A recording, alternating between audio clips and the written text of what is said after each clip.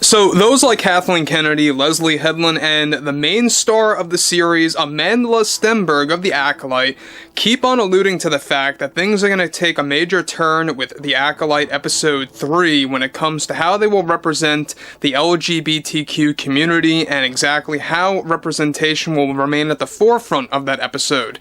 Now, there's a lot of things going on with the Acolyte episodes 1 and 2, and basically the ongoing backlash, the ongoing reactions and reviews that are just god-awful so far on the audience scale, and what's been going on with how Lucasfilm has been taking a stand against the fans. And by the way, the press tour has been a colossal failure.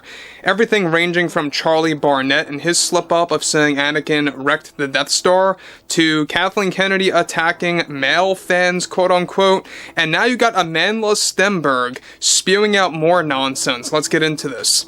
This is mjaor. Subscribe if you're new, and like this video to see future updates. You can also follow me at mjaor1. I thank you all so very much for the great and kind support.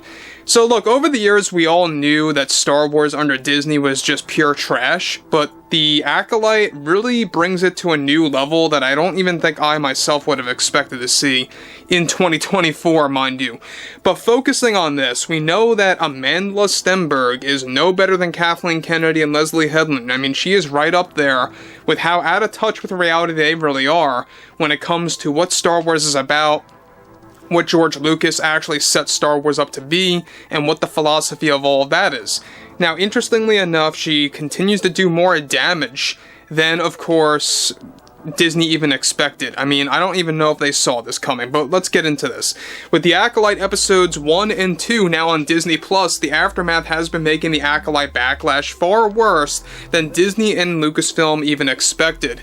Now, one major development now, however, has much to do with actress Amandla Stenberg and what she had to say about the most recent reviews and reactions that are negative after the 2-episode premiere.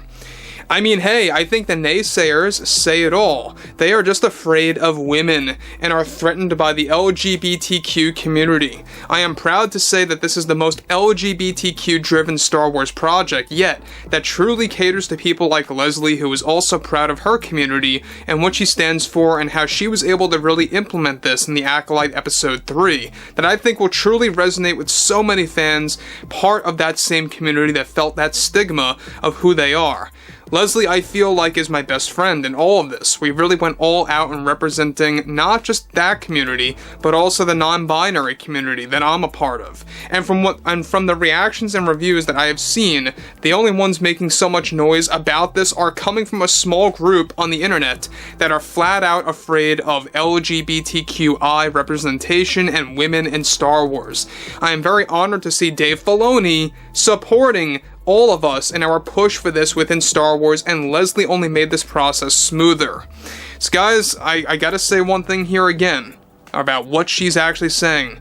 This is another example of proof that Dave Filoni is not the savior of Star Wars. He may have done some things before in the past, yes, but this is what he supports. This is what he actually always has supported, by the way. It was just something that flew under the radar. If you guys actually go way back, he is one that really supports all of this nonsense. She goes on to continue, as one who is non-binary, it was inspiring to see how many characters and how some characters you will see in the Acolyte are non-binary, or also come from some characters from parents that come from the same genders. Leslye really went all out with this to support, of course, that, and from both Kathleen Kennedy and Dave Filoni. They really made this possible for the first time in Star Wars history. I am just honored to have the chance of promoting this during Pride Month, because I want to support Leslye and everyone else behind it that comes from these different communities. The fear of women and the fear of LGBTQ couldn't be any more clear after the reactions that I saw for the first 2 episodes. I mean, these are people that really don't understand Star Wars mainly is about evolving and adapting to how we see the modern world. There are more of those that tend to remain silent within the LGBTQ community. So for anyone else claiming that we are the minority that a studio is catering to is just outlandish and flat out wrong. This is our series, this is Leslie's series, and she got things done the way she wanted.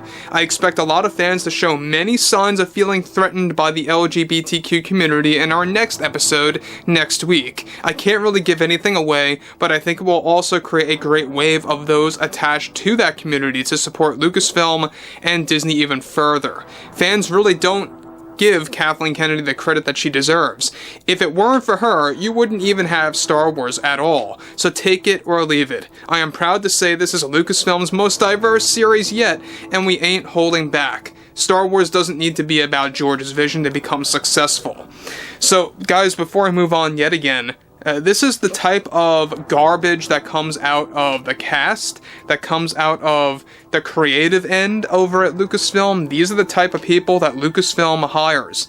And need I say it again, basically Kathleen Kennedy is the one who hired Leslye Headland, the former personal assistant of Harvey Weinstein.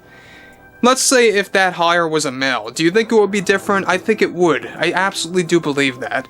But focusing on this, we know that the Acolyte series, episode 1 and 2, yes, the agenda is there. It may not be quite as apparent as it's going to be in episode 3 and episode 4, but strap in your seatbelts, like I said earlier, guys, for next week and the week after, because that's when Star Wars is truly going to take a very dark turn. They're not only going to redefine all of George Lucas's philosophies in the next episode and beyond, but also the overall community representation will be at the forefront above all proper storytelling and above all character development. You just wait for it. Now, moving on forward, she goes on to conclude, Star Wars should and always will be open to change, with a new direction, and for the so-called fans creating so much noise about LGBTQ, need to really just get real with themselves and look in the mirror about what they are saying. If you don't like that, then this is not the show for you. It's for us and Leslie's vision. So again, I mean, hey, Kathleen Kennedy got her wish. Her grand wish came true. This is what she's been trying to do for several years, and it finally came out for her. She finally got what she wanted. Disney's Bob Iger actually caved and allowed Kathleen Kennedy to truly destroy Star Wars, to actually put the final nail in the coffin. You know, if you thought The Last Jedi was bad, just wait until the next couple of episodes for The Acolyte. Now, when you look at things like this, Amandla Stenberg, Leslye Headland, and Kathleen Kennedy, I mean, this is the trio that is directly responsible for bringing Star Wars down 300%. Alright, we know that most fans are now beginning to flock away from the series, beginning to flock away from Disney Star Wars in general, and surprisingly, guys, I'm beginning to see a lot of comments that a lot of people are beginning to feel apathetic, even of George Lucas's Star Wars, after the outcome of the Acolyte series, after all the nonsense by Kathleen Kennedy over the years. I mean, that's how much of an impact it has had on some people. It's not everybody, but it's quite a large number. But interestingly enough, we know that they're not going to stop after that terrible interview as well. I'm sure that you guys saw it between Leslye and Amandla, really just talking about how this is really just the most LGBTQ-driven Star Wars series yet. I mean, they really just don't stop at all. But overall, I would love to hear what you all have to say about this below in the comments. And if you guys did enjoy the content for today, make sure to drop a thumbs up on this video to support the channel, and I will catch you guys later.